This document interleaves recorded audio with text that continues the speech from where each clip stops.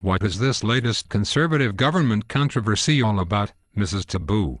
What is it all about, this decision by the Minister of International Cooperation to deny funding to chaos? I think you mean KAIROS, Nibu. KAIROS. It is an organization of 11 faith-based groups that support education and advocacy projects in developing countries. They applied to CIDA, the Canadian International Development Agency, for funding. So what happened, Mrs. Tibu? Did they get their funding?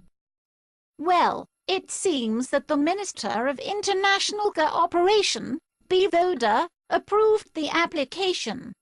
2 senior CIDA bureaucrats also approved the funding. But later, someone inserted the word "not" in the application to make it appear that the application was not approved.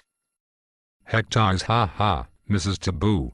That's like the time that I wrote on my report card before I showed it to my parents. Yes, Nibu. But your mistake was trying to change C into a C++. Yes. I thought a C++ would be equivalent to a B+. But you caught me.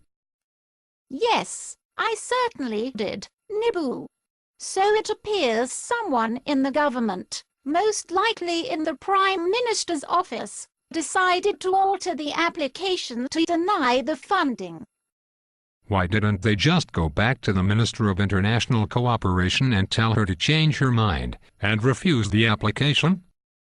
Well, I suppose that would have meant that they would have had to ask the minister and the 2 senior bureaucrats to change their decision.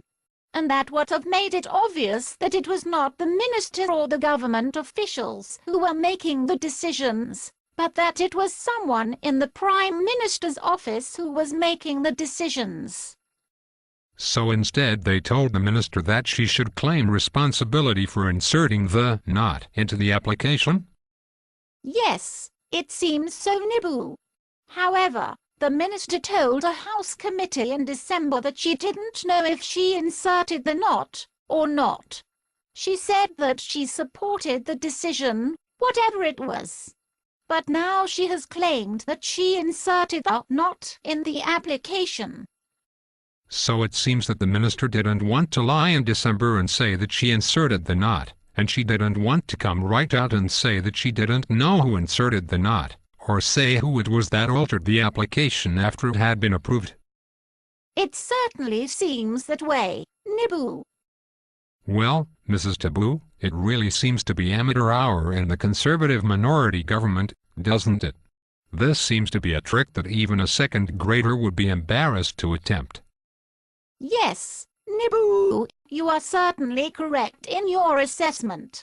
It is terribly ironic, too, that the conservative minority government try to portray themselves as experienced leaders, then attempt absurd stunts such as this one.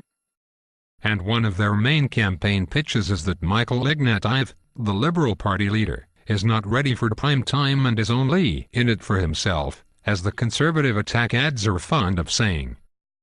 Yes, Nibu, I see you have been paying attention to the Conservative Party's attack ads and can see through their thinly veiled propaganda.